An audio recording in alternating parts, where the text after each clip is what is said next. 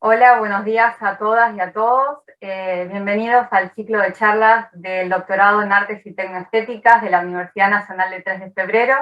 El día de hoy nos va a compartir una gran charla Pablo Méndez, que nos estará compartiendo sobre el territorio como cuerpo.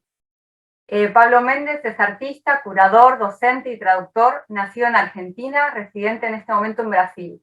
Desarrolla sus investigaciones entrelazando estas cuatro prácticas con la crisis de habitabilidad planetaria o la sexta extinción masiva como una reacción frente al duelo multiespecie en que estamos inmersos. Estos últimos años se ha concentrado en un nuevo proyecto que lleva el nombre de Trazas de la Extinción, Sensorium No Humano, que desarrolla entre Argentina, Brasil y Francia. Se destaca de su trabajo curatorial, su participación en simbiología, prácticas artísticas en un planeta de emergencias en el Centro Cultural Kirchner en 2021 y 2022, de la cual tuvo a su vez a cargo la curaduría de los programas con públicos. En 2022 fue invitado como artista por la Intermundial Orobionte a colaborar en su proyecto para la Documenta 15, el libro de las 10.000 cosas, y desde 2019 forma parte del equipo docente de la especialización de posgrado de la Universidad Nacional de Córdoba e interviene en universidades públicas y privadas nacionales e internacionales desde 2017. Le gusta trabajar de manera colaborativa y pensar las charlas como un espacio de reflexión compartido. Pablo, muchas gracias por estar acá con nosotros y compartir todas estas cosas que estás haciendo. Te doy la palabra y bueno, vamos a tener una primera instancia de exposición y luego podremos abrir los micrófonos para conversar con Pablo, intercambiar y poder dialogar un poco sobre lo que Pablo nos trae para compartir. Bueno, reitero nuevamente, Ana, el agradecimiento a la invitación. De hecho, recuerdo la invitación fue en enero y yo te decía, no tengo una pálida idea de dónde vamos a estar en junio, ¿no? Pero bueno, acá estamos. Buenas noches o buenas tardes a todas, todes, todos. Eh, yo, la verdad, me aferré de dos significantes que están trabajando desde el doctorado, que si bien habían tres para elegir, digamos, ¿no? Elegí dos que me venían interpelando un poco y que por varias prácticas que tuve a lo largo de la vida, me generaron conflicto. Y las cosas que me generan conflicto me parecen interesantes para pensar. Entonces, dentro de los tres significantes primordiales, vamos a decir, que estaban presentes, era territorio, cuerpo y naturaleza. Naturaleza, bueno, es un significante que ya he trabajado en numerosas ocasiones. El territorio y cuerpo me parecían efectivamente que eran temáticas bien entrelazables y mucho más complejas de lo que en muchos casos estaba dando cuenta, ¿no? Me inspiro mucho, la verdad, en una autora francesa que se llama Sarah Van Uxen, que acaba de sacar este libro que se llama La propiedad de la tierra, no sé si lo estamos viendo, ¿sí, no? En donde va a cuestionar un poco a lo largo de la historia, en términos jurídicos, ¿no? A qué se llama propiedad y qué relación guardamos efectivamente con un territorio, como para que seamos propietarios y ser propios al territorio mismo. Esto lo vamos a ir desarrollando poco a poco, no se preocupen, y cualquier duda o cualquier cosa que no se entienda, me frenan o escriben un mensajito. Los mensajitos capaz son un poco más difíciles, pero bueno, vamos a intentar de darles lugar a todos. Y hay dos ejes, digamos, que me interesan respecto a territorio, porque territorio es algo que pareciera estar siempre convocando algo de dominación, ¿no? Algo de dominación, algo que en otro momento yo trabajando en el Instituto de Vivienda de Ciudad, en la Ciudad de Buenos Aires, que es el ente autárquico que tiene a cargo la reurbanización de las villas miseria o de los barrios, como se le llama, dependiendo el partido de turno. Eh, También aparecía demasiado la palabra territorio, como si eso fuese un territorio y cualquier otro barrio no lo fuese, ¿no? Y a mí siempre me generaba problema esto de que alguien dijese como hace trabajo territorial, ¿no? Como que muchas veces se mezclaba con lo que era el trabajo de campo, que no venía a significar forzosamente lo mismo. Entonces, por un lado, me interesa disertar al respecto, ya ahora vamos a comenzar con eso. Y por otro, hay un paralelismo de sistemas que me interesa hacer. Yo en general no suelo hablar en términos de sistemas porque no es algo que sea propiamente algo natural, digamos, ¿no? Si me identifico más con un significante respecto a la ecología, es justamente la ecología y no el ecosistema, que es algo que aparece en los años 60, es una denominación recontra de la lectura moderna que precisa encontrar un sistema en donde las cosas estén funcionando de una manera u otra, que sea explicable, ¿no? Eh, pero bueno, en este caso me parecía interesante tomar la forma de sistema que ya quizás muchos de entre ustedes tengan más incorporada de holobionte, y si no, vamos a hacer también un pequeño repaso, en tanto cuerpo, ¿no? Es decir, y lo digo ahora, cualquier cosa se lo vuelvo a repetir, un holobionte sos vos, un holobionte soy yo, un holobionte es aquella comunidad que hace a un yo, ¿no? Que en verdad viene a confundir esas fronteras que tuvimos de un yo jerárquico en nuestra historia, para hablar de comunidades de, en mi caso, Pablo, que están conformadas por bacterias que tienen distintos nombres, que están tanto en la piel, en los intestinos, en la boca, en los oídos, eh, etcétera, ¿no? Que también lo podemos ver en plantas que tienen todos sus vínculos microbianos también, otros animales también, e incluso hay un caso que para mí siempre fue muy interesante que cuenta James C. Scott, que es un investigador científico, pero que a la vez viene un poco de la sociología y un poco de la antropología, que es muy citado por Haraway. Él cuenta en una conferencia, su frase así como más conocida es: todos somos líquenes ahora, ¿no? ¿Y por qué somos todos líquenes ahora? Y porque si caemos en esta conciencia de que en verdad estamos en simbiosis con un montón de otras comunidades de organismos, que a fin de cuentas capaz definen nuestro color de piel, capaz definen cómo nos sentimos emocionalmente, capaz definen eh, ideas, ¿no? Quizás las ideas provienen de los microbios y no provienen efectivamente de nuestros cerebros o de esas reacciones químicas que tanto nos cuesta también definir. Y él lo que va a contar en una conferencia es que a tal punto uno tiene estas bacterias y las emana, es decir, que los objetos con los que uno está en contacto o los sujetos con los que uno está en contacto, es decir, si uno tiene algún animal de compañía o algún animal compañero, va a compartir un montón de bacterias con él. Y que, bueno, en la lógica de tecnociencia, ya que estamos en esto, en tecnoestéticas más bien, habla de qué pasa con los celulares cuando uno comparte, le presta el celular a alguien más, ¿no?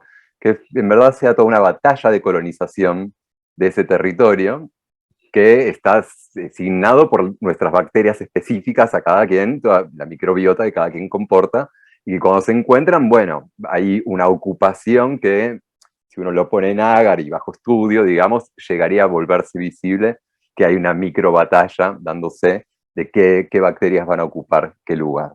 Eso me pareció siempre muy interesante porque nos da también una imagen en algo que nos cuesta figurar un montón, ¿no? Que es decir, que somos una comunidad de nosotros mismos, de nuestra extensión en un objeto cotidiano y la cantidad de batallas que se pueden estar librando en escalas que claramente no son las primeras que consideramos. Dicho esto, más en términos de lo holobionte, me parece que podemos pensar un territorio como una forma de holobionte, es decir, un montón de comunidades de sujetos que están entrelazados en independencia, en interacción, haciendo una traslación de sistemas, ¿sí? Esto se va a quedar más claro cuando hablemos un poco de intermundial holobiente, que ahí esa diferencia de el significante no es intermundial holobionte, sino intermundial holobiente, para venir también a incorporar entidades no humanas, no vivas, para dejar también esa supremacía del bios.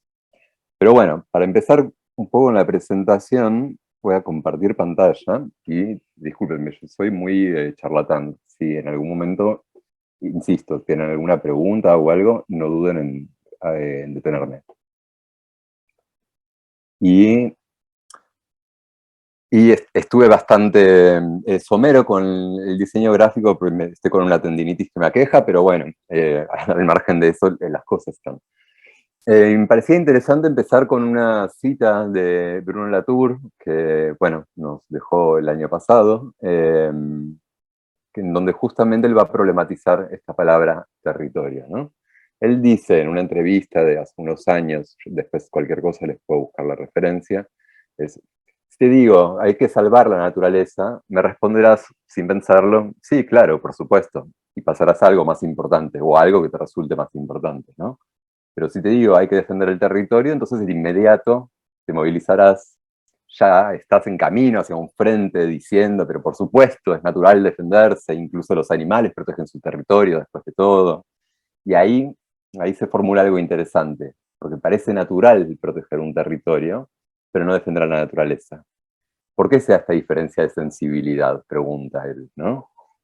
El territorio es algo completamente diferente. Perdón, porque la naturaleza, la mayoría de las veces, es lo que se contempla de frente, detrás de un vidrio, como un espectáculo o un paisaje, una suerte de materia inerte nuevamente. El territorio es algo completamente diferente. Es lo que pisás, es de lo que dependés, aquello que temés perder, algo de lo que todos saben que hay que cuidar extremadamente. Entonces hay dos formas de paisaje, o de naturaleza, o de territorio, podríamos decir, ¿no?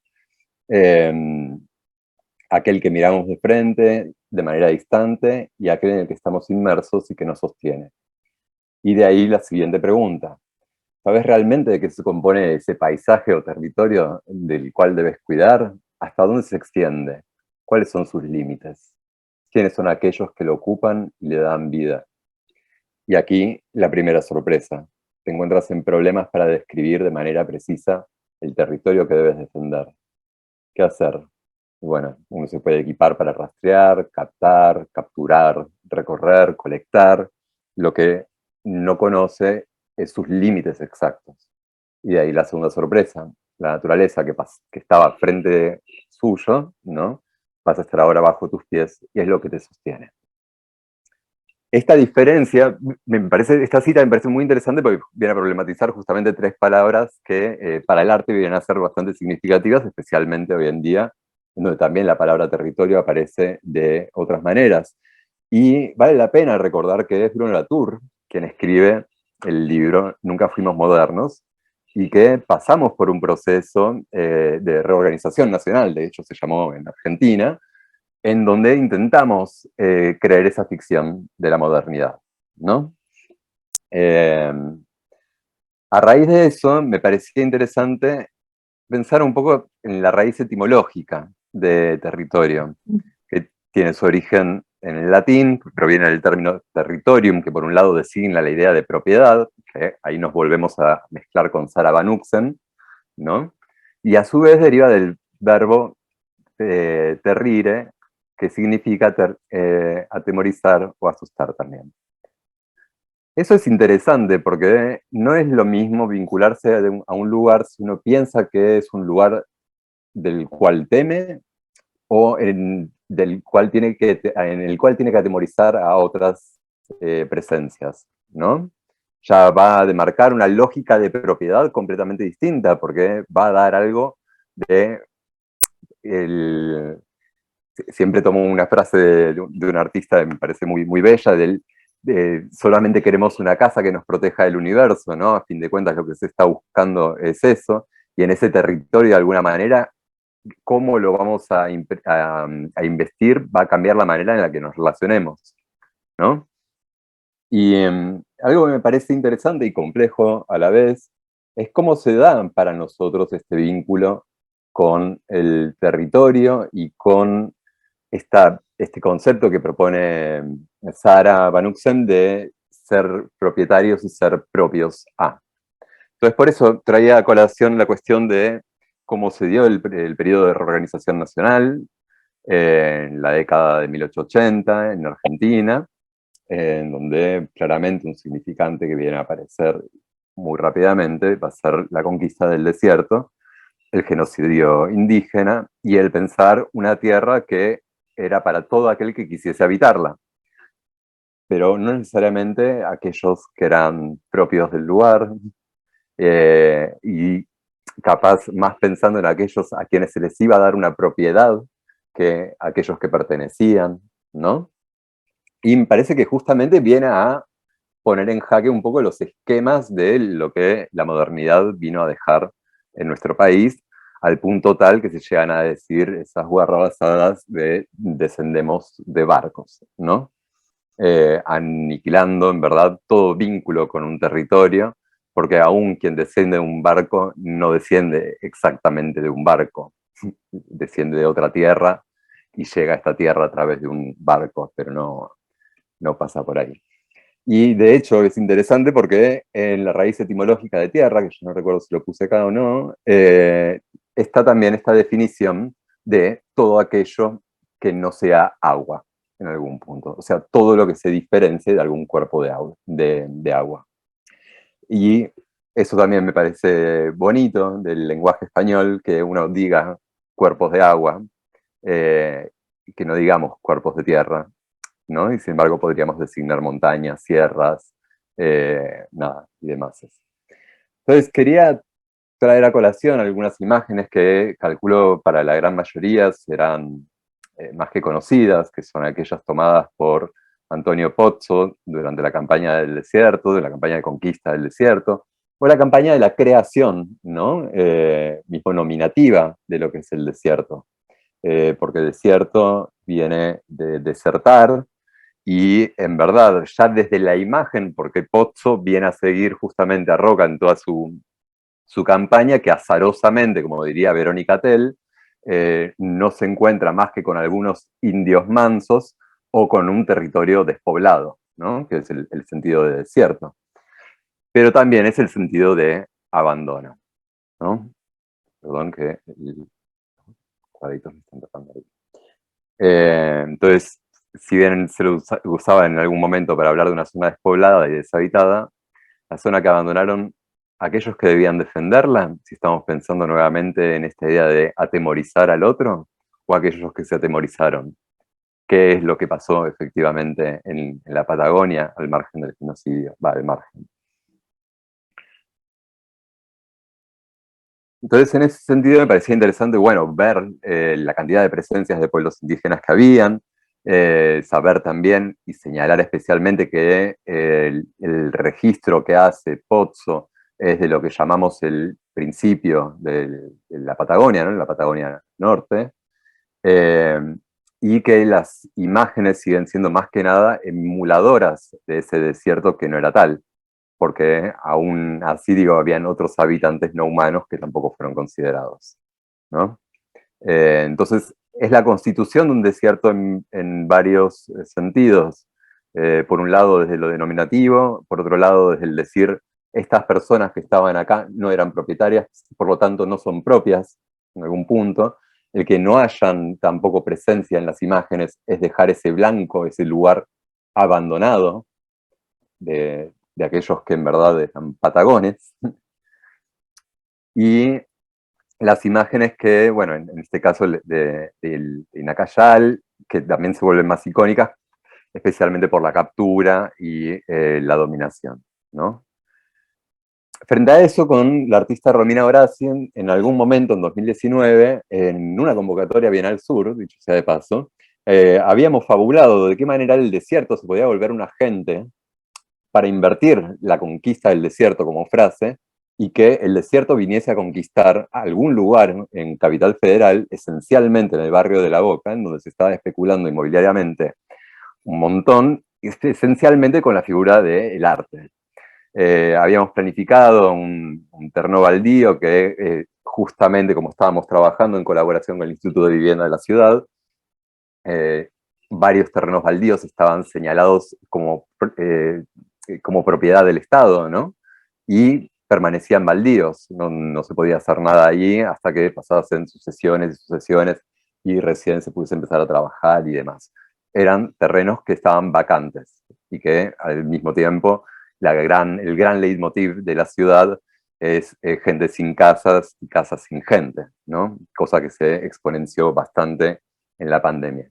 Por eso nos parecía interesante que el desierto fuese a conquistar esos terrenos baldíos que en general están poblados de lo que el paisajista y teórico Gilles Clément, francés, va a llamar ese tercer paisaje, ese paisaje que no fue delimitado por nadie, que no fue plantado por nadie explícitamente, y que el mismo Hans Haeckel en los años 70 va a mostrar muy claramente en una fotografía un pedazo de tierra, es decir, montículos de tierra en su terraza en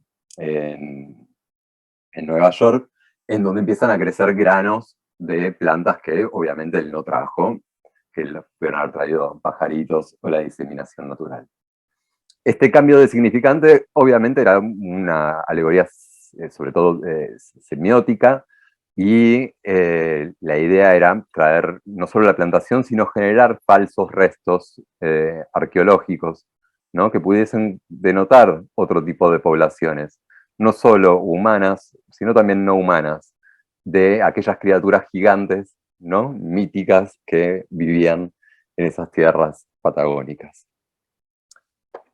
Y ahí viene el problema del cuerpo, o para mí viene un problema en relación al cuerpo, ¿no? Que tiene sus raíces en el proto-indoeuropeo cuerp, que significa forma o apariencia, que en algún punto vuelve a traernos a la imagen de arte. Si hablamos de cuerpo en términos del territorio, en términos de cuerpo, entonces lo primero que surge como imagen es, o por un lado, la geología, o por otro lado, la geografía, como dos formas de escritura, una no humana y la otra humana, o en principio humana, de un territorio. Pero ahí viene de nuevo la pregunta de Latour: ¿dónde comienza y dónde termina ese territorio? ¿Cómo lo identifica uno? ¿No? ¿Hasta dónde lo tiene que defender? ¿De qué está compuesto? ¿Cómo lo conoce? Y también vienen las respuestas por parte de los artistas, entre los cuales me interesa muchísimo centrarme en Mónica Girón. Mónica Girón es una artista de ascendencia suiza, nacida en Bariloche, que bueno, acá prestó un poco los archivos de cómo era Bariloche cuando ella estaba sentada ahí, y de lo que pasó a ser su topos de trabajo, que era el Museo de la Patagonia. En el Museo de la Patagonia habían grandes muestrarios, no solo de esqueletos humanos de quienes habitaban ese territorio en teoría desierto, cosa que ya generaba una contradicción en relación a esa palabra desierto, o nuevamente venían a ser aquellos que desertaron. Al mismo tiempo de los animales, y al mismo tiempo de las tierras y los minerales que tenía cada una de esas tierras, como una lógica de venta para el consumo extranjero, digamos, de pueden invertir en estas tierras que van a obtener algo a cambio. Ella, tomando esta misma figura de las tierras de Patagonia, va a crear una obra en 1995 que se llama De Frente, Tierras de la Patagonia, donde decide retomar este formato de dispositivo, este formato expositivo, perdón, de las vitrinas, ¿no? Tan decimonónicas y tan típicas de los museos, bueno, decimonónicos,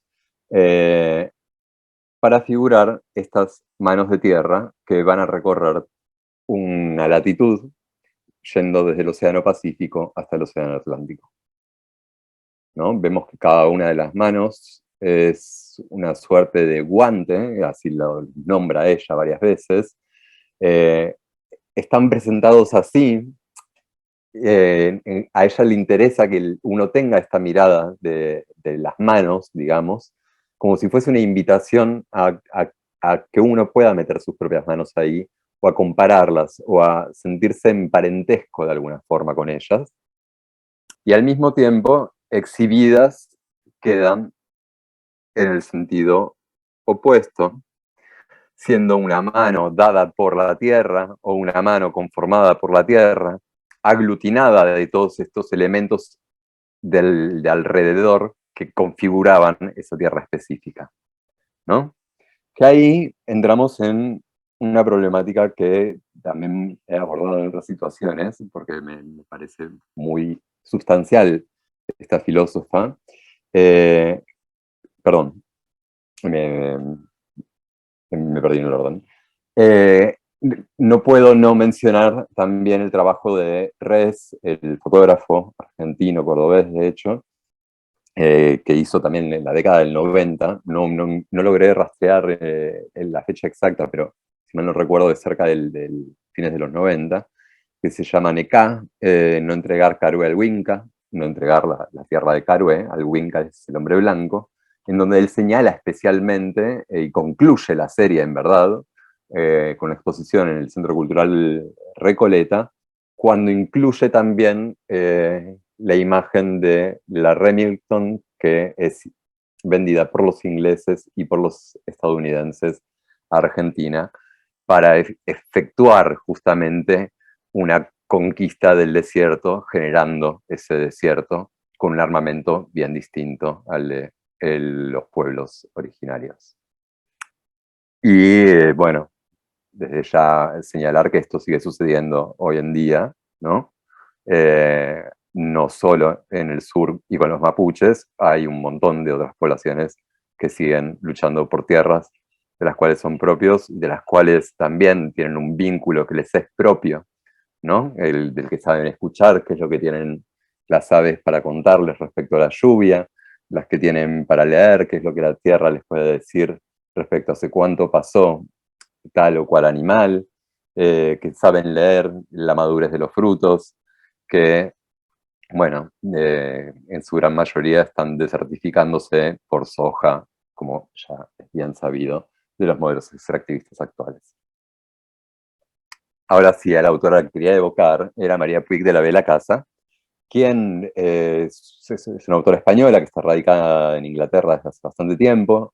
Tuvimos, la verdad, el placer de traducirla con Mercedes Klaus, otra del equipo curatorial de simiología, una hermosa persona con la que tuve el placer de colaborar un montón.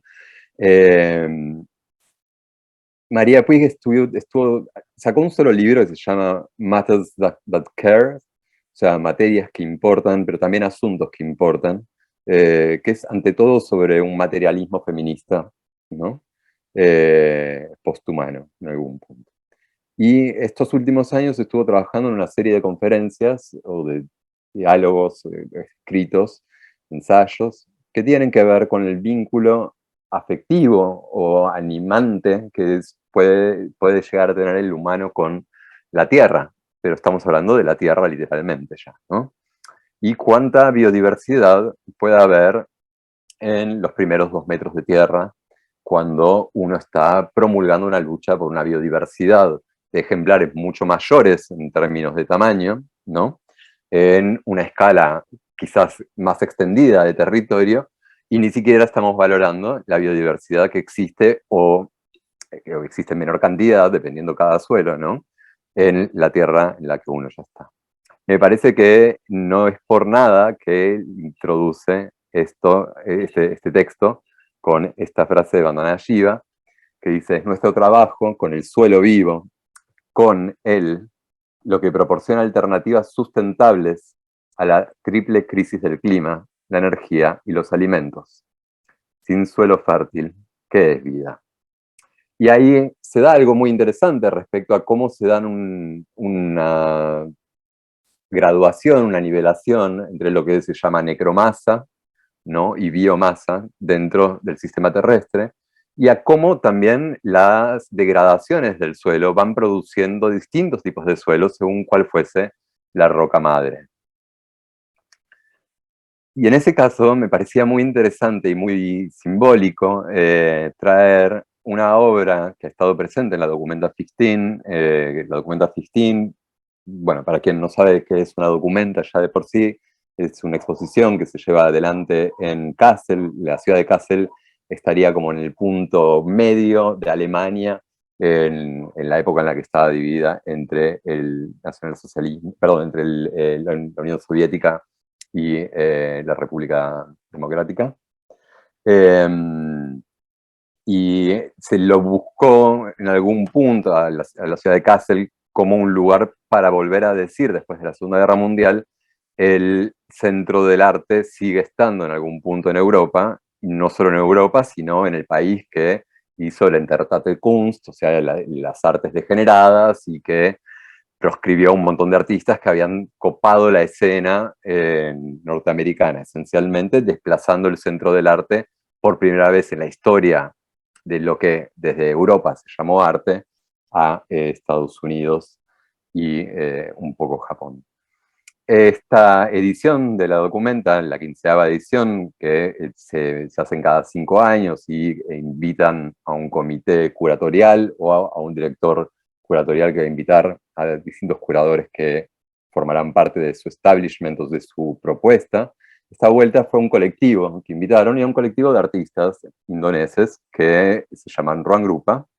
Ruang Grupa en sí quiere decir espacio visual, y Ruang Grupa, seguramente todos se han enterado del escándalo que hubo respecto a una obra, si era nazi o no era nazi. La verdad es que no es la meta de esta noche o esta tarde charlar especialmente de eso. Lo único que sí voy a decir, porque me parecería poco ético no mencionar algo al respecto, es que ellos en su defensa estaban diciendo lo que para ustedes es un ícono que significa el semitismo, ¿no? Y el nazismo en ese territorio. Para nosotros es un ícono que en verdad representaba otras deidades, que tenía que ver con otras cosas. Y si bien entendemos que hay una herida bastante grande desde mitades del siglo XX, que no para de no sanar para Occidente, es en el año 94 que se está terminando el último genocidio con más de 900.000 muertes en Indonesia.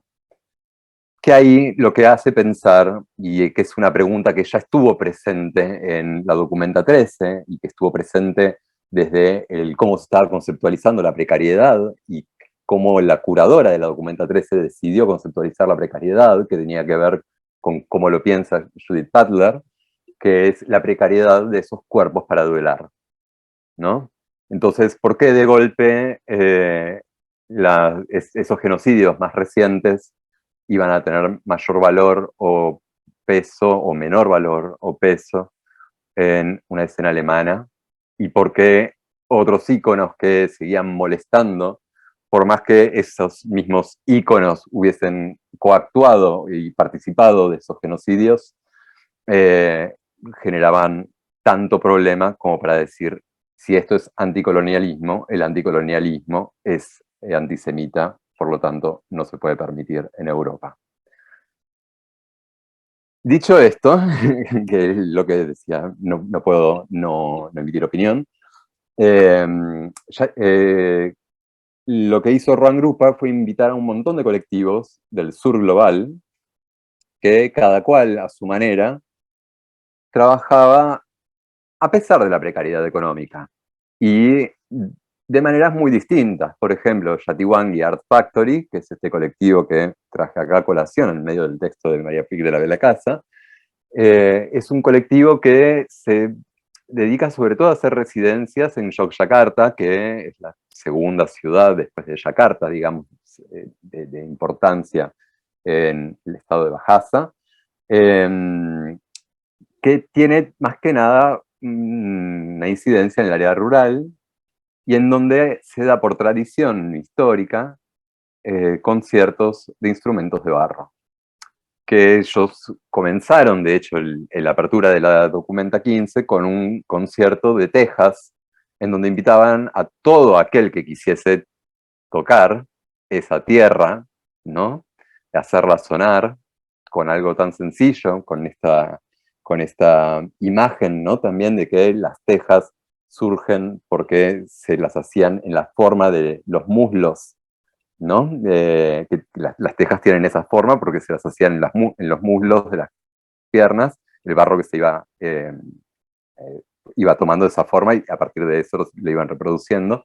Cualquiera podía hacer sonar algo que tomaba también una forma del cuerpo, ¿no? Y con un golpe muy sencillo de cualquier palo podía participar de una fiesta rítmica grupal. Ellos, al margen de haber estado presentes con esos conciertos y de haber invitado músicos específicos y demás, invitaron también a los públicos dentro de la enorme cantidad de programas públicos que habían en esta documenta, que era una documenta más bien para ir a compartir, a hacer, ¿no? Que para ir a ver lo que están haciendo los otros o lo que se produjo como un único objeto. Ellos invitaron a la gente a poder imaginar sus propios instrumentos de tierra y que pudiesen evocar sonidos que fuesen propios a sus propias tierras. En ese sentido, me parecía como un vínculo afectivo que desde la memoria y desde lo sonoro va a traer al cuerpo y va a traer una sonoridad de un cuerpo de alguna forma imaginado, ¿no? De un cuerpo dado solamente por el sentido etimológico de cuerpo, es decir, la forma que vemos de ese pajarito, por ejemplo, pero que también es territorio. Sabemos el espacio en donde trabajaban, la cerámica que tenían a disposición y no mucho más. Esto lo tomo de una de las últimas conferencias que dio María Puig, que me parece que de hecho es bastante esclarecedora para aquellos que estén interesados y que puedan entenderla en inglés, que es un inglés bastante españolizado, así que se entiende bastante bien. Es una conferencia que dio en Serpentine Gallery, está online, se lo puede ver, muestra muy claramente cómo es la cama de piedras, digamos, ¿no? Los cimientos rocosos y cómo empieza a generarse otra biomasa que da lugar a distintos horizontes de vida en donde empezamos a encontrar distintas biodiversidades a las cuales ella dice, justamente por ser un territorio oscuro, no se le prestó atención. Por ser un territorio de sombras, tampoco teníamos las herramientas tecnológicas para poder estudiar y ver que todos esos seres que están ahí dentro, tanto los bichos, las lombrices de tierra, las raíces, el micelio, nada, los minerales, incluso los microbios, van a hacer de ese suelo un suelo vivo y vamos a poder dejar de pensar que el suelo es una materia inerte, como podríamos decir la primer roca antes de desintegrarse por el viento y por el agua, que aún así es interesante porque también podemos decir que toda tierra que de alguna manera es fértil, nos está contando una historia, ¿no? De los materiales que fue, como piedra, y de alguna manera la historia del viento y del agua que fueron conformando esa tierra viva ahí mismo. Y me parecía interesante traer a colación distintas maneras que tienen artistas contemporáneos de explorar vínculos con la tierra. Entre ellos un artista francés que se llama Antoine Bertin, que hizo esta instalación en Escocia, en donde, bueno, obviamente no tenemos ninguna grabación de momento, esto se hizo en medio de la pandemia, hablé con él la semana pasada y me dijo todavía no volví para grabar, pero bueno, es un espacio donde uno puede entrar como si fuese su madriguera, y sentarse a escuchar cómo resuenan amplificados los sonidos de la tierra. Él lo único que hace es poner a disposición esa cueva en un sistema de amplificación de todo lo que allí sucede. Aquí vemos, perdón, la cueva y cómo se ve la entrada. O por otro lado, Julián D'Angiolillo, artista argentino, que trabaja con la espeleología desde hace un montón de tiempo, desde por lo menos unos 10, 15 años, que trabaja con la Asociación Espeleológica en Argentina, que también es un territorio interesante, porque es justamente en todos esos espacios rocosos poder entrar a una respiración montañosa, ¿no? Por eso me parecía también que esta imagen de su film, de instalación, Informe del aire, de las burbujas, era tan significativa.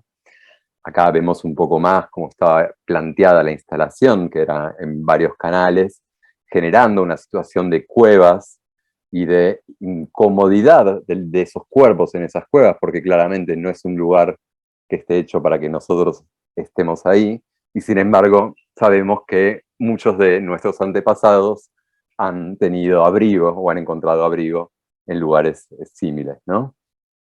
Y está terminando justamente ahora una peli un poco más larga sobre este vínculo espeleológico que también traza una geofilia distinta, porque es el arte de saber meterse en problemas en algún punto, de intentar de encontrar nuevas especies que claramente no van a ver las cosas como nosotros las vemos, en su gran mayoría ciegas, ¿no?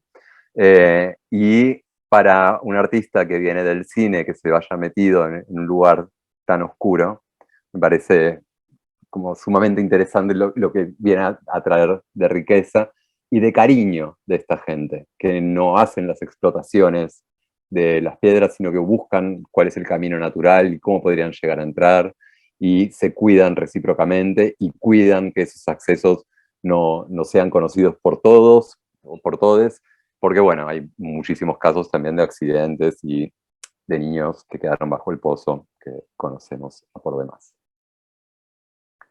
Y bueno, cómo hace una recuperación de archivos también muy interesante y cómo habla con los elementos meteorológicos que puso aquí, de una lectura también de esa degradación de los suelos y de los ruidos subacuáticos y todo lo que podemos seguir registrando. Un artista estadounidense que ha estado presente también en la Documenta 13, ha estado presente con una propuesta que se llamaba Soil Erg, que era pensar en una nueva moneda, en diálogo con Vandana Shiva, que era decir, bueno, lo que vamos a precisar en un futuro van a ser lingotes de tierra fértil. Eso lo estaba planteando en 2012. ¿Sí? Recuerden que veníamos de la crisis de 2008 a nivel mundial, y en 2012 había una crisis de representatividad también de qué territorio fértil iba a quedar. Era como el principio de la escucha actual de la crisis ambiental, sobre todo en términos agroecológicos, agriculturales. Y propone ella esta nueva bandera estadounidense compuesta por una bandera estadounidense descompuesta en el compost, ¿no? Hecha de algodón. Y va a ser una obra que se llama Our Bodies, Our Soils, Nuestros Cuerpos, Nuestros Suelos, ¿no? Retomando el eslogan feminista, en donde va a proponer nuevas experiencias a los, entre comillas, espectadores, porque no van a ser meros espectadores, sino que va a proponer, por un lado, acercarse y oler diferentes tierras, ¿no? En estas campanas, va a marcar en distintos mapas de dónde proviene cada una de esas tierras, para poder asociar también de una forma más sinestésica esta lógica geográfica y geológica, ¿no? Eh, va a también invitar a cada quien a acercarse a verlo en microscopio, a ver los seres vivos que están allí presentes, y a traer sus muestrarios de tierra y a poder generar sus propias representaciones de lo visto. ¿Sí? Hay otros artistas que han hecho lo mismo y que siguen en esta misma línea, que también recupera mucho María Puig, como Amanda White, que a Amanda White, con su colega, que perdón, perdí el nombre en el camino, la recupera esencialmente porque es de las primeras artistas contemporáneas que acá vale la pena hacer esta diferencia. Contemporáneo no lo digo en el sentido de la época, es decir, no, cuando nos referimos a arte contemporáneo no estamos diciendo el arte que está pasando ahora mismo, o en todo caso me suscribo a esa línea de autores que pensamos así, sino más bien a la inespecificidad medial, es decir, ya poco importa si usas fotografía, si sos pintor de base, si usas tecnología, si es un ready-made, si es una implantación, o si es el dibujo que hizo tu tía y que lo estás utilizando y reapropiando de otra manera. y a la inespecificidad de la proveniencia de saberes. Es decir, ya no hay un único saber académico que esté valorado. Entonces, en esa disgregación de las disciplinas de las bellas artes, con el fin de esos academicismos de las bellas artes, que se intentó a principios del siglo XX, viene a ser una culminación que comienza en los 60 en ese arte postmoderno, o si pensamos en términos de que no hubo modernidad, posthumanos o contemporáneos, como se dice hoy en día. Entonces, estas chicas en particular habían hecho un video que es en silencio, en donde van a presentar estos figurines en animación, que son representaciones de aquellos seres que solamente se pudieron ver bajo microscopio. Que entonces, antes de tener estas tecnologías y antes de prestar esa atención a la Tierra, no como una materia inerte, o antes de volver a prestarles atención, no teníamos siquiera una representación de lo que había debajo del pasto. Lombrices quizás sí. Otro artista argentino que para mí siempre es un artista interesante por las cosas que hace, las cosas que piensa y por dónde sitúa los cuerpos, que hizo esta obra que se llama Poema Volcánico, en donde pone a reaccionar un montón de pedacitos de, bueno, de estos cuadritos, digamos, ¿no? Que están sensibles algunos a distintos tipos de sulfatos, vamos a decir, para que el volcán, esto lo hace en Guatemala, si mal no recuerdo, el volcán pueda expresarse en distintas tonalidades, ¿no? Y generar así un poema volcánico. O que al Río de la Plata, pensándolo como territorio también, ¿no? Y vengo a traerlo con esta conflictividad que les decía desde el principio, de que la Tierra entonces sería ese cuerpo no de agua. A mí me interesa que pensemos que el agua también es un territorio, porque a fin de cuentas territorio marítimo se dice. En donde él propone hacer un tratamiento homeopático para el Río de la Plata en 2013, y se va a inspirar en las investigaciones de Matsumaro Emoto, un científico japonés, si mal no recuerdo, que calculo la gran mayoría de las personas que están aquí presentes conocerán. Se ha dedicado a estudiar cómo las emociones, vale la pena que señalar de nuevo su nombre, ¿no? Matsumaro Emoto, cómo las emociones con las que uno se dirija a las moléculas de agua iban a dar cristales más o menos agradables a la vista. Entonces, lo que hace con un homeópata, Eduardo Navarro, es en el Parque de la Memoria instalar un tratamiento para un poco de agua del Río de la Plata, en donde en un microdosaje, ¿sí? Homeopatía, dividido por igual en muchas cantidades, va a tratar ciertos cristales que logran al final que cambien de forma y pasen a ser algo un poco más bonito. Este es el resultado final. Cambió su sitio web y ya no encontré la imagen original de cómo se veía el cristal antes. Hubo otros casos, esto ya lo hace, si mal no recuerdo, en Tailandia, en donde va a dar una gentilidad y una actuancia a el mar, en este caso a Tatua, que sería de alguna forma como sí, el manjá o el madre agua, no sé cómo decirle, de un hidrohexagrama, es decir, esas son monedas del libro de adivinación chino, Li Ching, que si no lo conocen, es un libro, les recomiendo chusmear en todo caso, en que las tiradas consisten en tirar 3 monedas 6 veces, y según la combinación de monedas, el valor que se va a atribuir, y van a ser líneas Xing o Yang, líneas Xing diviniendo Yang o líneas Yang diviniendo Xing, hablando de todas las mutaciones. Como libro de adivinación, me parece sumamente interesante que sea un libro de mutaciones y de transformaciones, cuando en verdad, ¿no? Digo, siempre las adivinaciones quisieron mantener un futuro fijo, ¿no? Los presagios en general marcaban un destino y no una transformación. En la documenta 13, nuevamente, se presenta, esto es en 2012, bueno, esta es la ciudad de Kassel, como para que ubiquen un poquito de qué estamos hablando, de la extensión que tiene la ciudad, ¿no? Que en general la gran parte de las cosas se dan en Mitte, ¿no? En el centro, que es acá, y no mucho más. Es interesante que en esta edición, en la 15, ¿no? Se haya desplazado sobre todo a los territorios periurbanos, donde quedan aún algunas fábricas desafectadas o piscinas municipales que ya no se usan y que fueron utilizadas para exponer.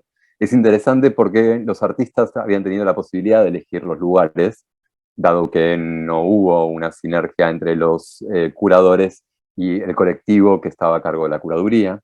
Los curadores fueron impuestos por Documenta.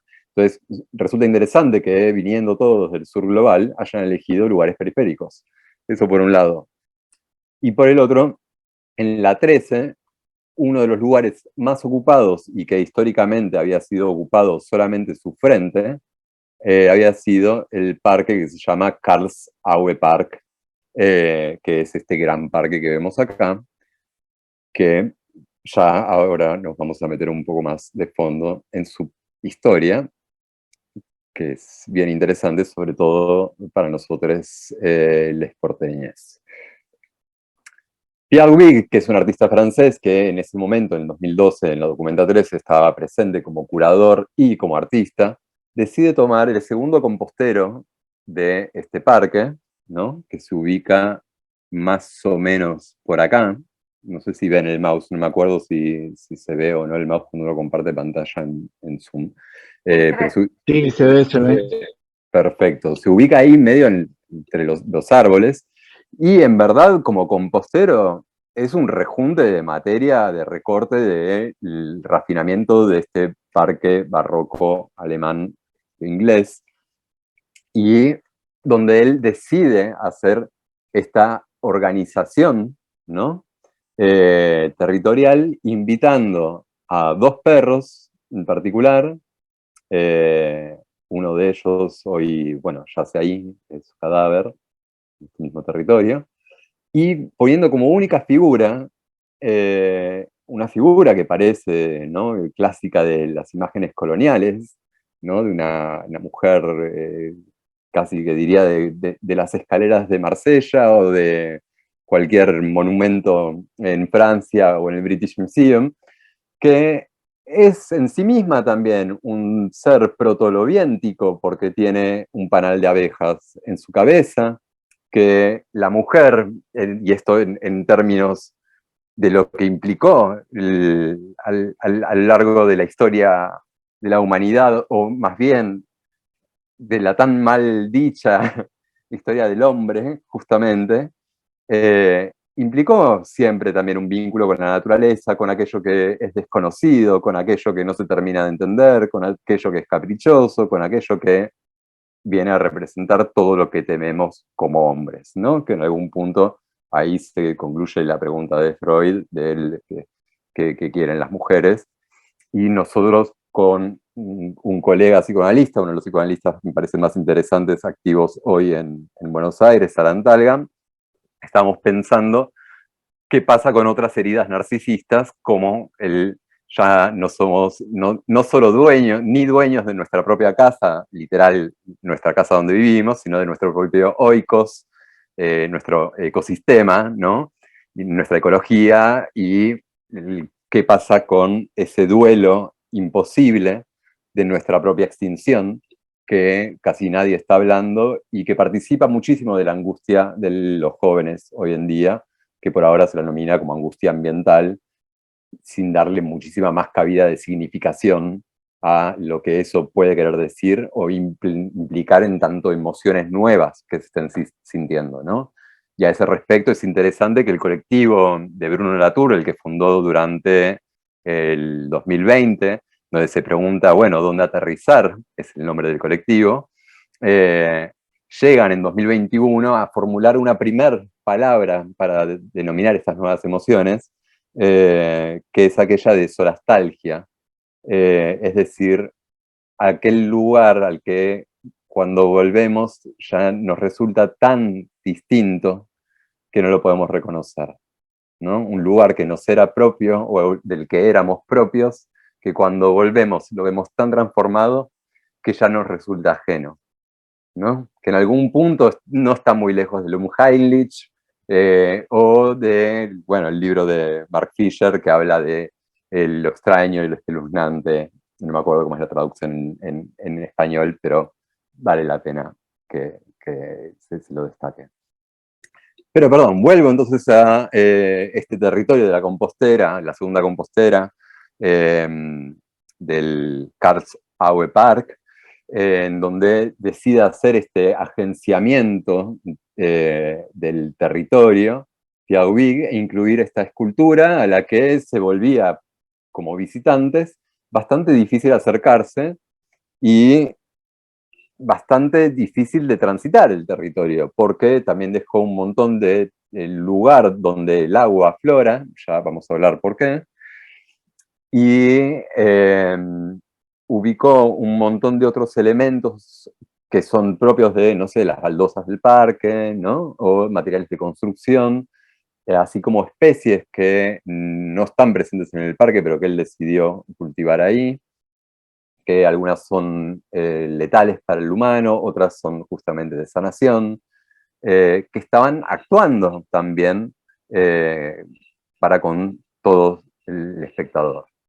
Pero Wick dice algo muy interesante, y esto viene a colación respecto a la propuesta de la herida narcisista, que él dice que es un lugar donde las cosas son dejadas, que están muertas o consideradas inútiles.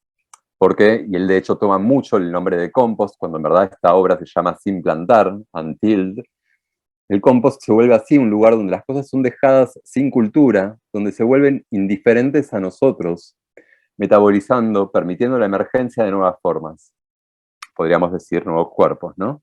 Estos elementos y artefactos son señaladores encontrados en la historia de la natura cultural de ese parque. También hay cosas que se encuentran usualmente en un parque, una banca, una estatua, un animal, un humano. Estoy interesado en la vitalidad de la imagen, en la forma de una idea. Un artefacto se derrapa a realidades minerales y biológicas. Es un conjunto de operaciones topológicas, no dispuesto para un público, sino para testigos crudamente expuestos a estas operaciones. Acá de alguna manera queda en clara de qué forma ese paisaje se vuelve un espacio animado, vivido, en transformación, y si dejamos de lado la cuestión de la indiferencia hacia nosotros, que de esto se trata en una gran medida la crisis ecológica planetaria, ¿no? El temor a nuestra extinción para la gran mayoría, para algunos la pérdida de mundos posibles y de relaciones intrincadas con otras especies o reinos, no deja de señalar que la forma de disposición de los elementos hace que sean su propio espacio de vida. Es decir, a fin de cuentas, es lo mismo que él hace en otras obras, que es generar zoodrams, como él los llamaba, que son peceras en donde da posibilidades de encuentro de especies que de golpe viven en dos puntas del mundo, en océanos completamente inconexos, o a profundidades marítimas que no les permitirían un encuentro real. Él generó en este lugar un teatro, de alguna forma, y ya vamos a ver por qué esto se vuelve aún más interesante con lo que realiza la Intermundial El Oriente en este mismo lugar. También integra unos robles que esto ya es casi un chiste a la historia del arte, ¿no? Porque tenemos como el primer artista ambientalista, Joseph Beuys, ¿no? Que tuvo una acción en donde decía la obra se llamaba del acuerdo municipal o del agenciamiento municipal a la reforestación municipal o algo por el estilo, no me acuerdo muy bien el título, perdón, que implicaba plantar 500 robles en la ciudad de Kassel.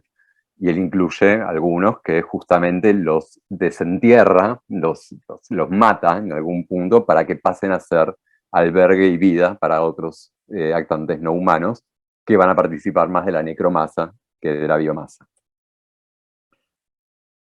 Y ahora sí, acá tenemos su primer esquema de cómo imaginó el paisaje. que bueno, vemos que la idea en sí misma, si bien era bastante paisajística, digamos, en varios momentos teatrales, en verdad era un caos, ¿no? Y era un caos que estaba muy determinado por la afluencia de este agua, que ahora vamos a pasar a explicar con la Intermundial Oloviente. La Intermundial Oloviente tuvo otro logro muy interesante. Ellos participan de la Documenta 15, invitados esencialmente por, bueno, Intermundial Oloviente está compuesta por Paula Fleisner, parte de la colectiva Materia, una de las filósofas argentinas, feministas, posthumanas, materialismo actual más interesantes, con su colectiva misma. Pablo Martín Ruiz y Claudia Fontes, de los cuales la única artista es Claudia Fontes, ¿no? La artista visual. Pablo es traductor y escritor y había ya colaborado con Claudia en O Pássaro Lento, que fue la obra que ella presentó para la Bienal de Sao Paulo. Ya no me acuerdo qué edición fue, pero hace unos años, en donde tuvo la suerte de ser curadora y artista partícipe, con una novela policial que interrogaba un poco dónde se genera el vértigo en los pájaros, ¿no? ¿Cuándo empieza el vértigo en los pájaros? En esta ocasión, como colectivo, que estaba operando en 3 territorios distintos, porque Pablo es docente, si mal no recuerdo, en Princeton, entonces está basado en Estados Unidos. Paula es docente en la UBA, creo que en la UNTRES también, así está basada en Buenos Aires. Y Claudia ya lleva casi 20 años, un poco más, en Brighton, en Inglaterra. Ellos venían imaginando de qué manera podría haber un escrito realizado por esto que vienen a llamar holoviente, que vendría a ser un holobionte integrando también a las entidades no vivas ni muertas, ¿no? Y que de golpe podían participar como piedras o minerales u otro tipo de agentes que no fuesen considerados. Y ellos realizan lo que creo que es, no tendría que hablar con algún especialista en la historia del arte en libros artísticos, ¿no? El primer libro realizado site-specific, en donde invitan a 6 escritores y 6 artistas visuales, creo que 6, perdón, me están fallando los números y me apagó la otra computadora, a interpretar en la marginalia y en las notas al pie de página lo que pudo haber escrito lo que ellos van a considerar un holobionte, que es básicamente estas coordenadas geográficas, es decir, el Composthaufen o la segunda compostera de el Karlsaue Park de Kassel. Eligen este lugar porque hay una tradición histórica en los documentos en donde los artistas en general se responden a los anteriores artistas, o los curadores van a tomar un lugar en relación a sus significantes pasados y a su actualización del significante en el presente. Pero ellos van a elegir este lugar también como el primer lugar en donde pueden decir, bueno, acá es decir, ¿qué es lo que nos va a hablar? La historia naturocultural de este lugar.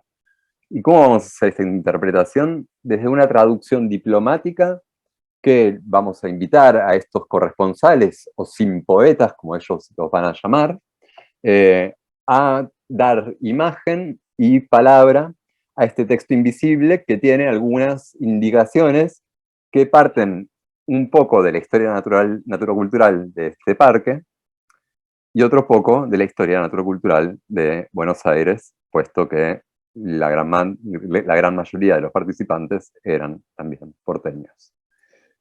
En su investigación, por un lado, se encuentran con que este segundo compostero se le dice Theaterschlag, porque está cerca de un anfiteatro al cual le habían llamado golpe de teatro. Este compostero, entonces, había sido generado en el momento en que, perdón, tengo que remontar algunas imágenes antes, en el que hicieron ese lago artificial. Esperen que me fui de mando. Ahí va. En el que generan este lago artificial y sacan toda esa tierra y generan dos montículos, uno por este lado, tapando lo que significaba el Aue, que Aue en alemán es tierras bajas o lo que nosotros llamamos humedales. Lo que venía a hacer aún más sentido estar trabajando en diálogo y en resonancia con lo que está sucediendo en Argentina o lo que se está intentando hacer pasar como ley desde hace años y años y no se logra, y que es una de las grandes crisis a nivel mundial, que es la desaparición de los humedales de todas las alturas, ¿no? Entonces, ese territorio que solía ser un humedal y que fue tapado, sigue manifestándose en momentos en el invierno y en momentos en el verano. Y se sirvieron de eso también como un propulsor para poder narrar esta historia tan situada, que de hecho deciden, en relación a este golpe de teatro, incorporar, y ese me parece que es el gesto más visual, artísticamente hablando, ¿no? Y más de Claudia Fontes, ¿cómo se llama? Telón de teatro que funciona según la iluminación. Si tiene una iluminación directa, se vuelve traslúcido, y si hubiese estado un día completamente nublado, se vuelve opaco y uno ve solamente la representación, en donde lo que estaba representado es una vista de lo que es el paisaje que está por detrás, ¿no? Donde se termina generando un juego de espejos que en la obra de Claudia está muy presente, la idea del señuelo, ¿no? De un señuelo que aparece para llamar una atención de algo que en verdad viene a entorpecer la lectura principal de lo que nos venía a contar, que se ve desplegado en el mismo territorio, incluso en los reflejos del agua, ¿no? Del agua que se manifestaba ahí, en donde había que poner de golpe tablones para poder llegar ahí, o podíamos ver el tipo de especies que iban creciendo en estos cúmulos de montículos de tierra. Este es el punto de vista desde donde fue sacada la foto, desde la cual hicieron la reproducción del paisaje de fondo. Aquí la estenopeica, digamos, ¿no? De esa perspectiva. Y dentro de ese caravan se había armado todo un dispositivo para poder ver el libro de las 10.000 cosas, que estaba escrito en español, intervenido a mano, y es un objeto único. Este libro, entiendo, va a quedar en manos de, si no es que ya está en manos de Fundación Espigas, para que cualquiera lo pueda ir a consultar. Y se espera una pronta edición con... se me fue el nombre de la editorial. En inglés con Steidl. Y lo que incluyeron, dialogando también, bueno, y ahí me incluyo porque la verdad es que he participado bastante de la concepción de este espacio, especialmente, y de una obra que hicimos con Paula Fleisner y Susana Villalba, en donde pensábamos una posible lectura de ese libro, interpretativa, invitando a agentes no humanos. Se empezó a pensar con Graciela Carnevale, quien está haciendo su archivo de semillas, ¿no? Oriundas bueno, del río, de toda la bajada del río de Santa Fe hasta la Cuenca del Plata, en una especie de signoteca, es decir, de qué manera hay significantes en la naturaleza que en verdad ya pueden estar representados por sí mismos, digamos, ¿no? Y ahí apareció mucho la situación de la pareidolia, este efecto que ellos pasan a nombrarlo como sustantivo y dicen los pareidolios, que para nosotros el más clásico creo que sería este, que es algunos dicen la carita de Scream, o ya no sé qué tipo de enchufe, como dos ojitos, ¿no? Estas cositas que la gente suele ver. Pero pensando en pareidolios que podrían servir como significantes de algo que pasó en un lugar, narrado para ese mismo lugar, y capaz aprensible para nuestra mirada, sin saber muy bien por qué todavía. Y lo que dejaron, dado que el libro de las 10.000 cosas había sido intervenido por los artistas que participaban como intérpretes, digamos, dejaron muchísimos ejemplares desorganizados, porque en verdad ese orden que quisieron darle es uno de los órdenes, pero se podría haber ordenado de muchas maneras, todo ese escrito y todas esas imágenes que podrían haber resonado de distintas formas si hubiesen estado armados diferentemente, para que la gente intervenga como quisiese. Y escribieron en la pared, como se hacía mucho con trama, los nombres de todos los actantes no humanos presentes en el libro.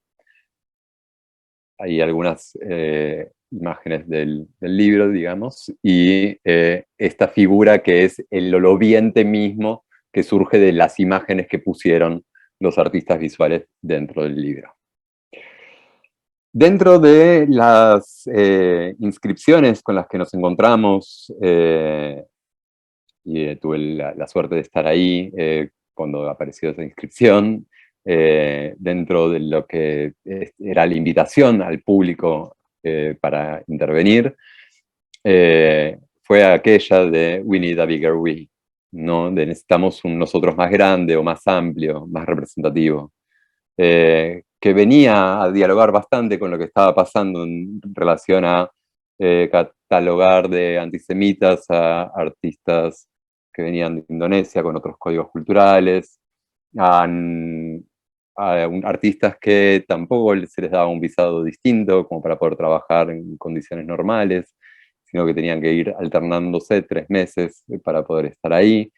Y también a toda una atención hacia todo aquello que no es humano, que claramente es una urgencia prestar. Y como últimos asuntos, perdón, voy a tomar un poquito de agua, pues ya me está secando la garganta. Me parecía interesante traer a colación, que no sé si los conocen o no los conocen, que son los songlines, que, bueno, en este caso no se reconoce quién es el autor, pero pertenece a la colección nacional del Museo de Arte de Sydney. Son las representaciones que aparecen en los sueños y que son transmitidas como cantos para algunos pueblos aborígenes de Australia, de los caminos sagrados para llegar a encontrarse con alguna deidad específica de cada territorio. Lo que tiene de interesante, yo traje solamente uno de imagen porque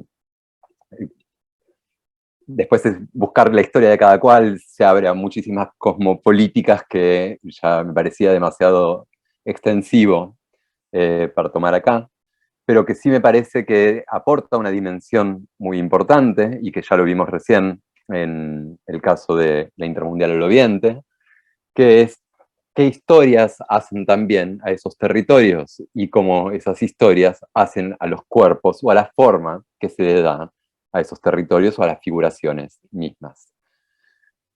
En la Bienal de Sydney de 2008, Pierre Huyghe, el mismo que vimos que intervino ahí en el mismo compostero que la Intermundial del Oriente, había intervenido justamente la ópera de Sydney haciendo un bosque que se llama Forest of Lines, o sea, un bosque de líneas, en donde vuelve justamente central en la ópera de Sydney, donde nunca se había hablado siquiera de los songlines, las representaciones por cantos de un territorio y de senderos que hablan ya de por sí de conocimientos del viejo team, que hablan de vínculos especiales que tiene la autora Deborah Bell Rose, que es una antropóloga estadounidense que se vincula muchísimo con los pueblos originarios de Australia, y que de hecho es una de las fundadoras, junto a Tom Van Duren, de lo que hoy llamamos humanidades ambientales, ¿no? Como contrapeso también en la lógica de la geografía, ¿no? De las representaciones geográficas, no podía no mencionar a los iconoclasistas, que justamente tenían esta obra que habla de cuerpo-territorio, en donde cada uno de los extractivismos están indexando no solamente qué territorio se está afectando, sino también cómo afecta al cuerpo humano, ¿no? Que esto se lo podría llegar a extender hacia otras corporeidades incluso, o desde qué instancias se empieza a afectar el cuerpo humano,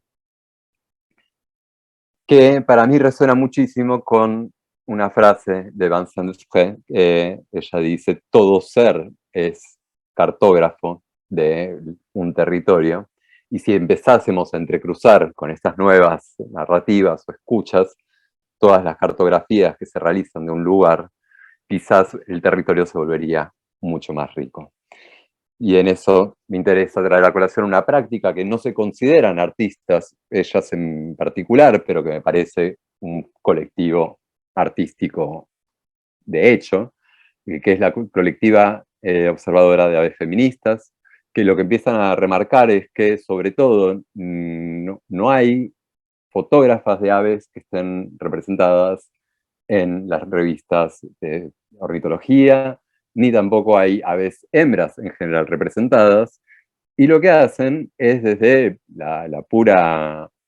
desde el puro fanatismo, interés, y desde que cada quien fue aprendiendo a su manera, o sea, digamos, desde el lugar de aficionadas, salidas que, doy fe, buscan realmente reencantarse con el vínculo que uno puede tener con un territorio y habilitarse a que cada quien esté embobado con una oruga o con el pastito, que de a ratos parece que es un grupo de gente drogada, pero bueno, no importa, si ese grupo de gente drogada está prestando otro tipo de atención y se siente más feliz, bienvenidos sean, no le están haciendo mal a nadie, y mantienen una tradición que es hacer los jueves hornitos feministas, en donde presentan las fotografías de aves de mujeres, que en general suelen ser participantes de la COAF, y de aves hembras, que en general están poco representadas. Y ya por último, realmente, les comparto algo que es un caso que estamos estudiando con un colectivo, esencialmente con Marcela Marín, pero que, bueno, estamos intentando de conformarlo como colectivo en Córdoba, especialmente en Las Tapias, en donde ella venía de una tradición de, esto es en Sierras Chicas, ¿no? En Las Tapias es Sierras Chicas, y ella venía de mucha indagación respecto al extractivismo, y especialmente a que en estas montañas, bueno, se sabía que se estaba sacando litio, que no se estaba hablando al respecto, que obviamente no podés entrar, ¿no? Eran territorios que resultaban inaccesibles. Yo aparte me encontraba en Buenos Aires, entonces generaba algo de la doble inaccesibilidad que se nos volvía más interesante, y al cual ella fue solo una vez, y desde el cual empezamos a configurar esta historia en donde nos preguntamos cómo siente una montaña el neoextractivismo, cómo siente la degradación de los suelos, cómo se ve en relación a la cordillera, que es mucho más joven que estas sierras, qué recuerda de su pasado con la proximidad al mar, y qué tiene para contarnos de este padecimiento del extractivismo humano, en donde vemos esta piedra expuesta, sin el edafo, que es lo que constituye esencialmente ese vínculo simbiótico con raicillas, otras formas de vida que hacen a la montaña y que la sostienen a fin de cuentas, ¿no? Este proyecto está en desarrollo, es una gran pregunta especulativa, que desde que empezamos a llevar estas preguntas a las asambleas, que también trabajan en militancia contra el extractivismo minero, aparecen otro tipo de lazos afectivos, y a mí me surgió una gran pregunta a partir de todo esto, que capaz cierre bien la charla de hoy, que es ¿a qué nos referimos cuando decimos monte? ¿No? Y si no será más bien monte lo que queremos decir cuando decimos territorio y cuando estamos hablando en estas prácticas, ¿no? De arte contemporáneo, posthumano, las tecnoestéticas actuales. Muchas gracias por la escucha, la paciencia, y desde ya cualquier pregunta o Bueno, interpretación. muchas gracias, Pablo. La verdad, súper interesante. No sé si alguien quiere preguntarle algo o algún comentario sobre lo que fue surgiendo en la charla. Yo me gustaría hacerte como una pregunta. Yo te iba escuchando durante todo este tiempo y toda la selección que hiciste, de cierta manera hay una búsqueda de pensar las otredades desde otros marcos interpretativos, ¿no? No desde los bordes, sino como parado desde otro lugar, desde los intermedios, de cierta manera. Y me gustaría preguntarte si de cierta manera sentís que hay como una filosofía de los intermedios en este sentido, porque constantemente estas obras como que desmantelan todo el tiempo estas categorías fijas modernas o que venimos arrastrando hace muchos años y que son de cierta manera inestables todo el tiempo, ¿no? Y si este pararse en otro lado de cierta manera marca como una metodología que me parece que está de cierta manera bastante clara en el arte contemporáneo latinoamericano. Mirá, me parece muy justa tu pregunta, pues, tal como mencionaste al principio, lo que yo me estoy preguntando hoy en día tiene más que ver con, bueno, con las trazas de la extinción, es decir, qué va a quedar de aquellos seres que ya no estén más con nosotros, o qué es lo que ya estamos perdiendo, porque es un proceso, como bien dice Tom Van Duren, ¿no? Es un proceso que está aconteciendo, y que es durante el tiempo y que debería darnos la posibilidad de reaccionar ante eso. Y me estoy interesando esencialmente en cómo rendir homenaje a esas existencias pensando en su sensorium. Y algo que me pareció muy interesante y problemático es que desde el mundo del arte ni siquiera tenemos bien analizado a qué llamamos sensorium humano, ¿no? Y ya hay varias obras que de alguna forma dan acceso a sensoriums no humanos. Entonces sí, claramente toda esta investigación sobre el territorio está teñida de esto.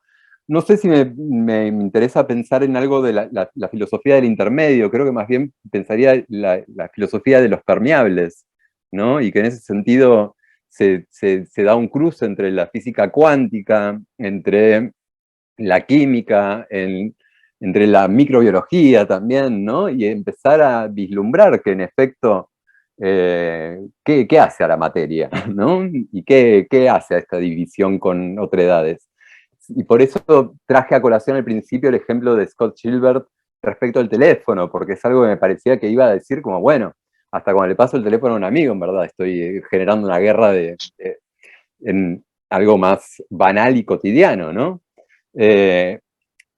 Por lo que sí, podríamos nombrarlo desde los medios. A mí me parece que, para no confundir, y visto que está Jussi Parica y que se habla también de la situación del medio como otro lugar, a ver, de hecho es interesante, en la documenta 13,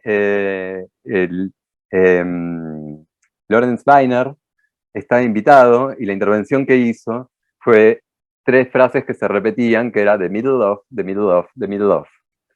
Y estas 3 frases, en verdad, venían a plantear solamente que estamos en el medio de algo, pero no sabemos en verdad cuál es el centro. Y estuvimos impregnándole el centro todo este tiempo a lo humano. ¿Qué pasa si por lo menos preguntamos el medio de qué? ¿No? En ese sentido, sí, completamente, Ana. El medio de. Buenísimo. Quiero preguntar algo.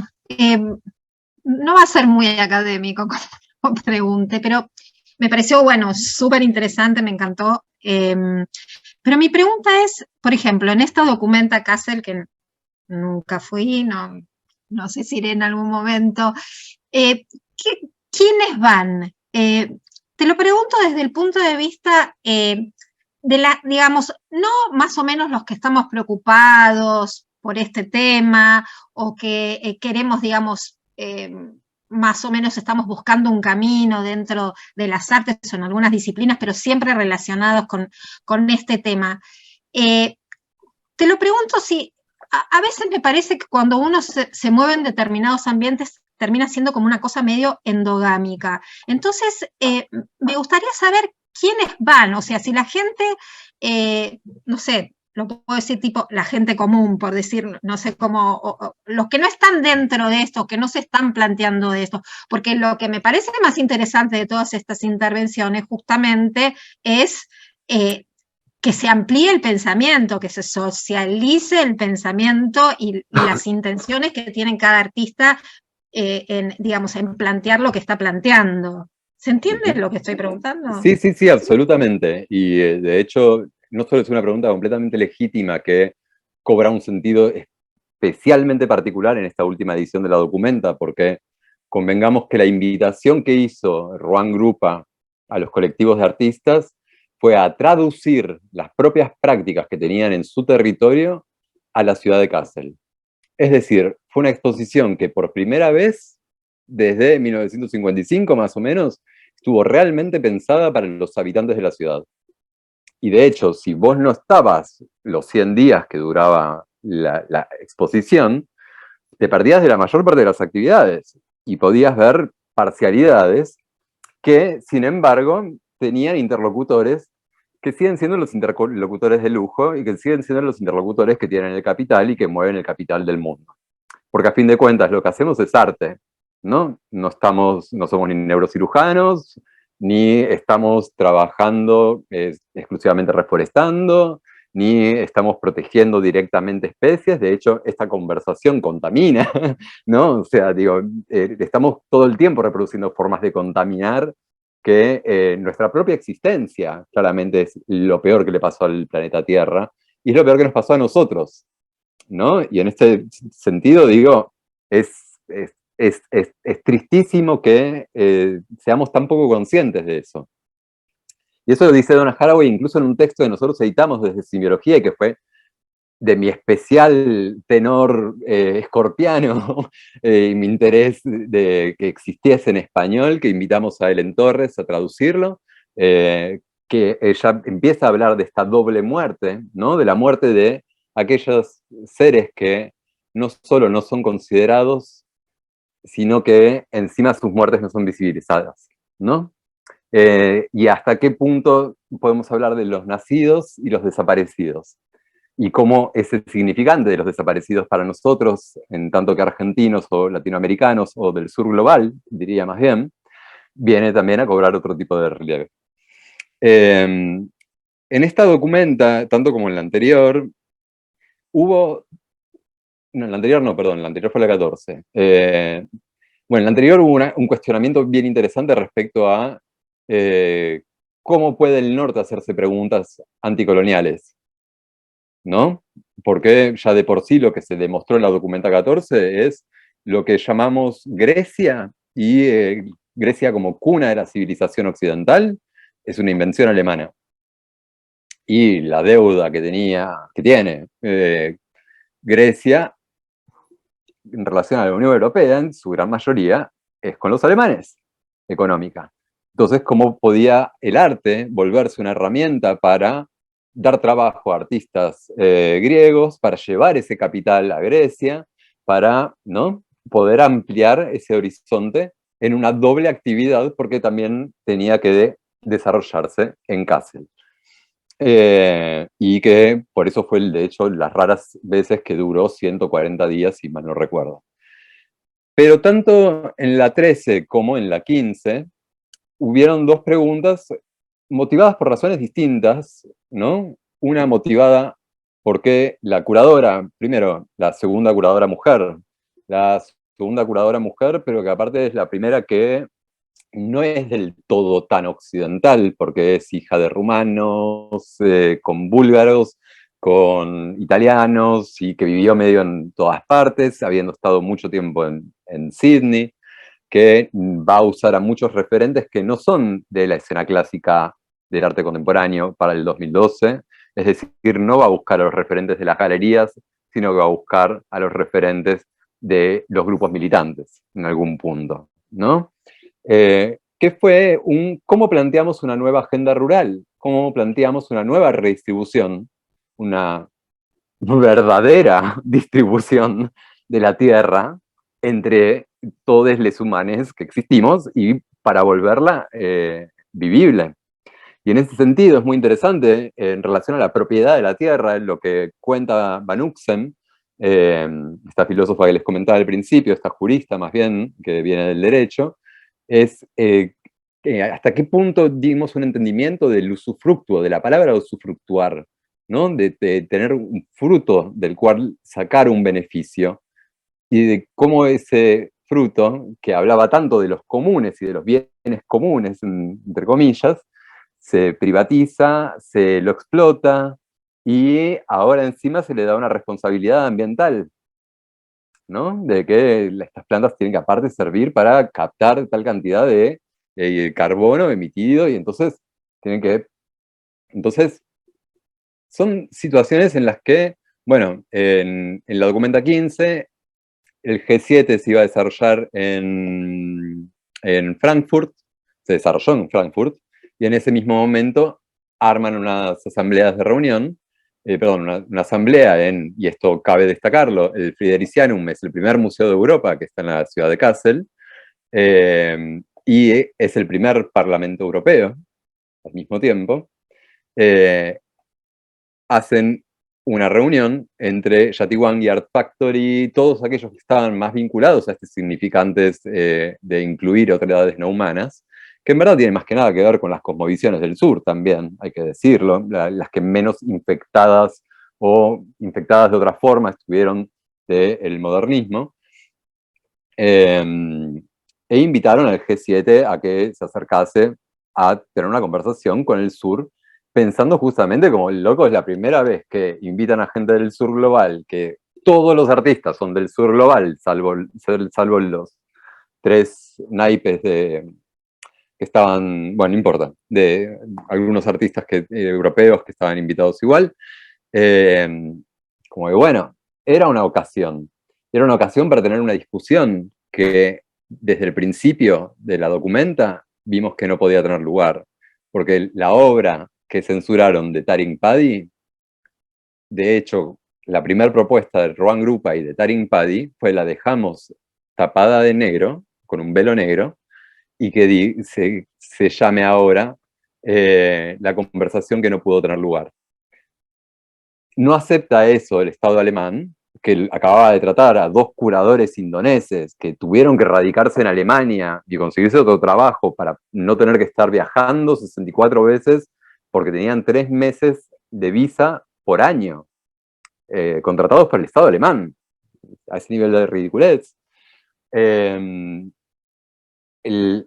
El primer ministro tratándolos justamente de antisemitas, borrándoles cualquier futuro posible en ese momento, en todo caso, en el territorio alemán, y sabiendo que se estaba armando una junta para analizar cada una de las obras y que todo bien, pero yo creo que ni la mitad de la gente que conoce del escándalo que hubo respecto a las obras antisemitas, ¿no? Tiene idea de cómo se terminó resolviendo, que fue simplemente decir, ah, bueno, vamos a poner un cartel en la entrada de cada venue, o sea, ni siquiera delante de la obra, en donde diga, cada artista va a expresar cosas con lo que la documenta capaz no se siente representado, ¿no?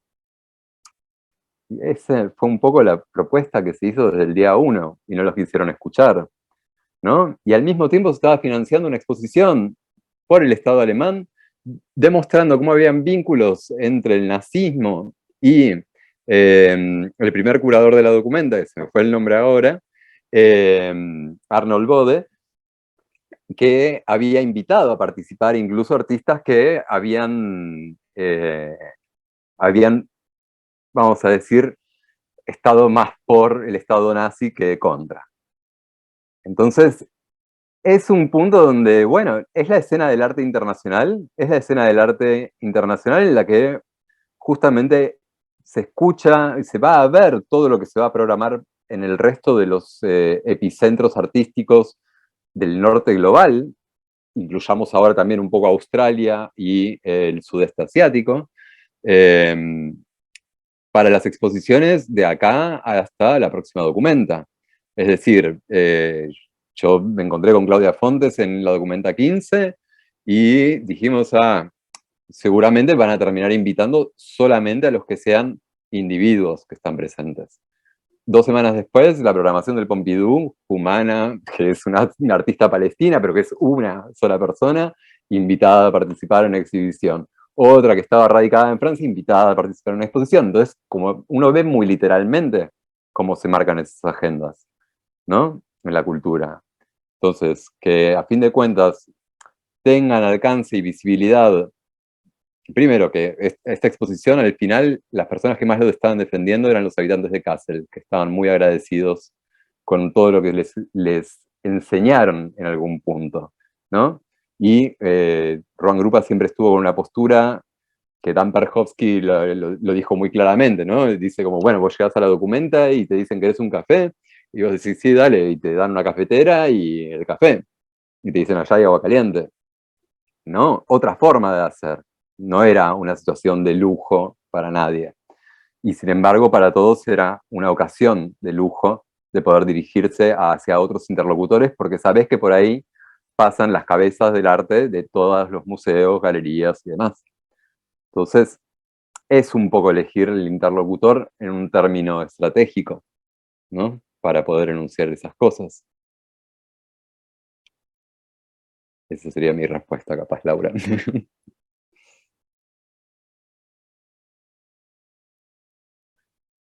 Gracias, Mónica, gracias a todos.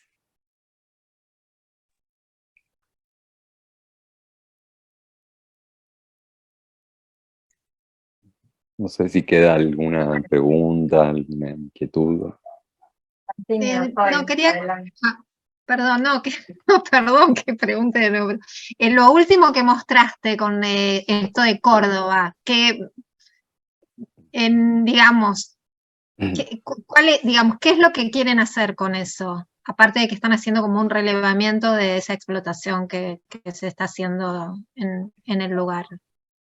A ver, la pregunta esencial es cómo podemos hacer que los seres humanos empiecen a empatizar mucho más con rocas, ¿no? O que piensen en un nacimiento y una muerte, en ciclos vitales que de golpe no habían considerado, que pueda entrar dentro de su panorama otro significante, que de hecho, insisto en cómo terminé también la presentación, que es, bueno, no nos estaremos refiriendo a monte, y capaz es un problema que no tengamos una definición clara de monte, y que sea la única mala traducción, diría yo, que quedó de la forma de nombrar de cada pueblo indígena a aquel territorio propio. Entonces, la verdad, las dosis de politicidad van a tener que ver también con hacia dónde podamos llegar a mostrarle a cada quien. Pero ya que en los grupos militantes se estén haciendo estas preguntas desde un lado más afectivo que pura y exclusivamente en términos de la destrucción y del desmonte. Y bueno, me parece que hace una causa militante un poco más consciente de otro tipo de relaciones que ya mantenía, simplemente que no eran enunciadas como tales. Y despiertan otras historias del territorio, porque muy rápidamente salen a hablar de las caleras, del indio Bamba, y bueno, surgen otros mitos que, bueno, para mí es fundamental que el Intermundial del Bien define, que dice muy claramente, ¿no? No podemos pensar un futuro vivible o solventable que no sea anticapitalista, anticolonial, antipatriarcal y antiextractivista. Y lamentablemente estamos muy lejos de llegar a cualquiera de todos esos significantes. Pero bueno, por lo menos decirlo me parece que es una forma de hacerlo presente, de hacerlo existir y de que cobre relevancia para otras personas.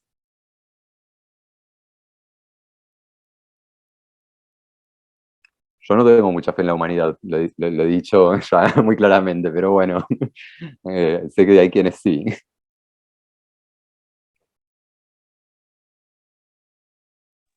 Estás hablando, pero no se te escucha la voz, Pablo. Creo que capaz estoy con el video diferido, porque tengo una cámara medio Puede vieja. ser, ahí vamos.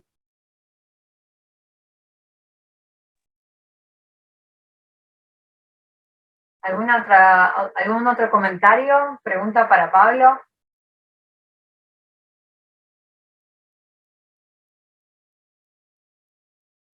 Yo pensaba un poco cuando hablabas en un principio de los territorios y de estos cuerpos de agua.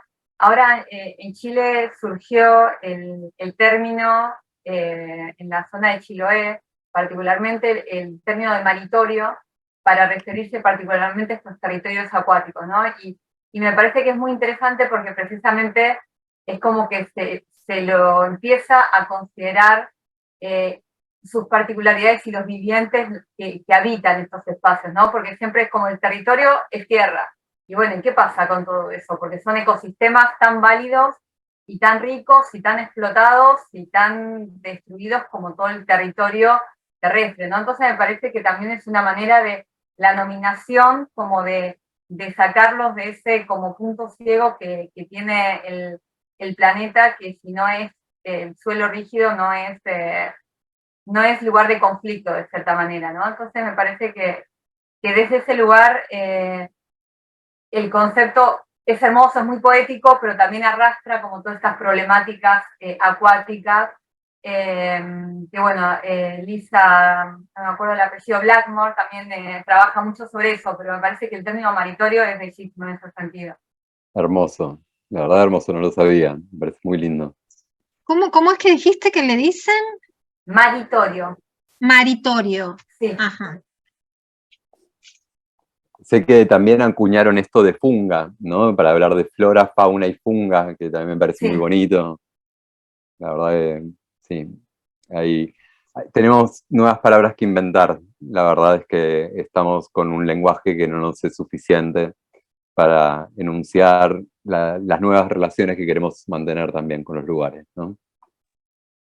Sí, no nos es suficiente, o quizás también nos estamos dando cuenta que la nominación es una forma también de vincularnos con los otros y que particularmente los lenguajes colonialistas son los que precisamente fueron creados para anular todos estos otros, ¿no? Y mismo pensar el concepto que decías al principio de, bueno, de individuo contrapuesto con holobionte, ¿no? Que ¿Cómo cambiaría las vinculaciones con los otros si nos pensamos desde la relacionalidad, ¿no? Me parece que también cambia la perspectiva completamente de ese lugar. Totalmente, o decir por teléfono, nos estamos tomando el bondi, ¿no? El hablar ya desde un nosotros puede ser algo bastante perturbador y disociante para que la gente empiece a pensar que tenemos personalidades múltiples, pero bueno, al mismo tiempo es algo que desde lo nominativo estaría bien. Quizás así, y es algo que lo dejé medio de lado porque bueno, ya me parecía que era un montón de información. me parece interesante que si uno comienza también a tratar al territorio como un cuerpo, haya otro tipo de escucha hacia cómo tratamos a nuestros cuerpos, ¿no? Y que en ese caso, no desde el mismo lugar, porque yo no lo pensaría desde ese lado, la analogía que hacen los iconoclasistas, aunque me parece genial, pero sí me parece que es para pensar hasta qué punto, bueno, precisamos que haya biodiversidad en nuestra biota interna, ¿no? Y precisamos que haya biodiversidad afuera. ¿Qué cosas establecemos como riqueza? ¿Qué cosas precisamos que sean valoradas en un adentro y afuera, digamos, ¿no? Totalmente.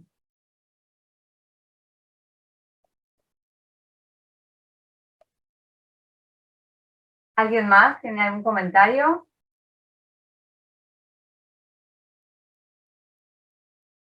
Bueno, están dejando muchos los comentarios por el chat, todos están como muy entusiasmados con tu charla. Bueno, si no hay ningún comentario, te quería agradecer muchísimo, Pablo, gracias por esta charla para nuestro programa y bueno, para el público también en general que se fue sumando. Esperamos contar con vos en otras oportunidades desde ya porque es hermoso escucharte. Y bueno, gracias a todos también por participar y acompañarnos en este encuentro. Muchas gracias. Ahí va, bárbaro. Bueno, muchas gracias a todos y bueno, nos vemos en la próxima charla. Gracias. Chao, hasta luego. Buenas noches. Chao, chao.